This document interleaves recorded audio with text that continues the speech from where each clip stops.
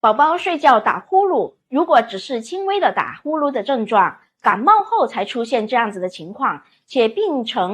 史比较短，一般药物保守治疗之后能缓解的，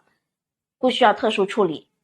如果孩子打鼾、憋气的症状明显，张口呼吸病程也较长，反复的觉醒、情绪行为异常等等，